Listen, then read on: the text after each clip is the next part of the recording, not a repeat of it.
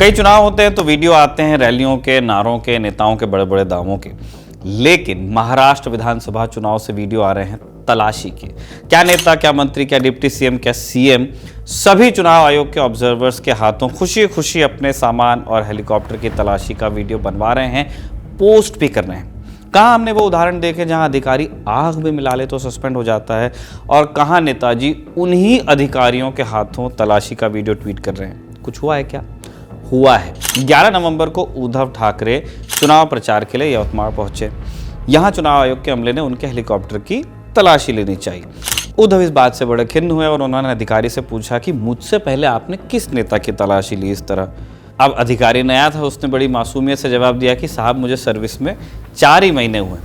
उद्धव ठाकरे ने तब कहा कि आपको पहला ग्राहक मैं ही मिल गया, फिर आप तलाशी ले लीजिए, यूरिन पॉट चेक कर लीजिए, हेलीकॉप्टर में फ्यूल की टंकी चेक कर लीजिए, लेकिन फिर आप सीएम की तलाशी भी लीजिए, देवेंद्र फडणवीस की तलाशी लीजिए, प्रधानमंत्री मोदी की तलाशी लीजिए और गृह मंत्री अमित शाह की भी तलाशी लीजिए, और उसका भी वीडियो बनाकर मुझे भेजिएगा। उन लोगों को देखकर आप अपनी पूंछ मत झुका देना, दुम मत दबा लेना।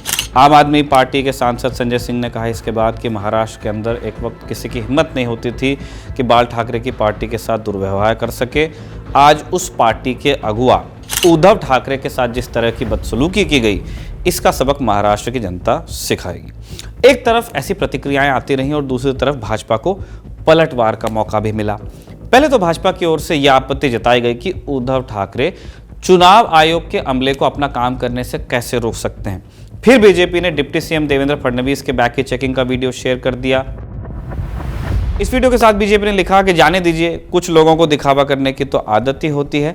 7 नवंबर को यवतमाल जिले में देवेंद्र फडणवीस का बैग भी चेक किया गया था, लेकिन ना उन्होंने वीडियो बनाया ना इसे इशू बनाया। इससे पहले 5 नवंबर को कोल्हापुर के एयरपोर्ट पर भी फडणवीस के बैग चेक किए गए थे। उसका वीडियो हम दे रहे हैं, जो कि 5 नवंबर का है। देवेंद्र फडणवीस ने खुद भी उद्धव पर निशाना साधा, कहा कि Shiv Sena UBT chief bag checking के खिलाफ बेवजह विरोध करके वोटर्स का ध्यान भटकाने की कोशिश कर रहे हैं और जरूरी विषयों के अभाव में ठाकरे अब रो रोकर वोट मांग रहे हैं। बैग चेक करने में गलत क्या है? हमने भी चुनाव प्रचार के दौरान अपने बैग तो चेक कराई हैं। इस तरह की हताशा दिखाने की कोई जरूरत नहीं। ये सब देवेंद्र फडणवीस ने कहा। अब जब इस तरह का माहौल बन गया तो एक ट्रेंड चालू हुआ सीरियल चेकिंग का। 11 को उद्धव का बैग चेक हुआ था। 12 नवंबर को केंद्रीय सड़क एवं परिवहन मंत्री और महाराष्ट्र की उपराजधानी नागपुर से सांसद नितिन गडकरी के हेलीकॉप्टर की तलाशी ली गई। तब गडकरी चुनाव प्रचार के लिए महाराष्ट्र के लातूर में थे। वीडियो बना, पोस्ट हुआ। और तो और 13 नवंबर को पालघर में खुद सीएम एकनाथ शिंदे के हेलीकॉप्टर की ही तलाशी ले ली गई। जब अधिकारी शिंदे के सूटकेस को टटोल रहे थे, तब उन्होंने उद्धव ठाकरे पर चुटकी लेते हुए कहा कि देखे देखे बस कपड़े ही हैं, यूरिन पॉट नहीं है मेरे पास। कपड़े का पक्का यूरिन पॉट वगैरह नहीं है। खैर, अब जब सीएम के हेलीकॉप्टर की तलाशी हो गई थी तो डिप्टी सीएम को भी करना ही था कुछ। 13 नवंबर को ही वो वीडियो भी आ गया है जिसमें डिप्टी सीएम अजित पवार अपने हेलीकॉप्टर में बैठे हुए फोन पर बात कर रहे हैं और चुनाव आयोग का अमला उनके हेलीकॉप्टर को टटोल रहा है। एक पैकेट में चकली जैसा कुछ दिखता है। इसका मतलब जैसे उद्धव ने कहा था वैसे हो तो रहा है। सीएम, केंद्रीय मंत्री, डिप्टी सीएम सबका हेलीकॉप्टर चेक हो रहा है, सामान चेक हो रहा है। रही बात प्रधानमंत्री के हेलीकॉप्टर की, तो एक बार चेकिंग की खबर आई थी, उसके बाद नहीं आई क्योंकि सस्पेंशन की खबर भी आ गई थी। दरअसल लोकसभा चुनाव के दौरान 16 अप्रैल 2019 को प्रधानमंत्री मोदी ओडिशा के संबलपुर में थे, एक रैली के लिए गए थे। इस दौरान कर्नाटक काडर के आईएएस अफसर और संबलपुर के जनरल ऑब्जर्वर मोहम्मद मोहसिन ने पीएम के हेलीकॉप्टर की तलाशी ली। इसका खामियाजा उन्हें भुगतना पड़ा। इलेक्शन कमीशन ने मोहसिन को सस्पेंड किया। सस्पेंशन ऑर्डर में कहा गया कि मोहम्मद मोहसिन ने चुनाव आयोग के मौजूदा निर्देशों का पालन नहीं किया था। तर्क ये भी दिया गया था कि जिन्हें एसपीजी सुरक्षा दी जाती है उन्हें जान से छूट दी गई है। ऑब्जर्वर होने के नाते मोहम्मद मोहसिन को ये निर्देश पता होने चाहिए थे। काम में लापरवाही सस्पेंशन का कारण बताया गया। यानी उद्धव ठाकरे का चैलेंज बेअसर होता दिख रहा है। उनके सवालों में अगर ये लाइन होती कि प्रधानमंत्री मोदी का हेलीकॉप्टर चेक करने वाले अफसर को सस्पेंड क्यों किया गया, तब भी कोई बात बन सकती थी। वहां भी नियम है वैसे, लेकिन नैरेटिव वॉर की एक लड़ाई अब वो हारते दिख रहे हैं।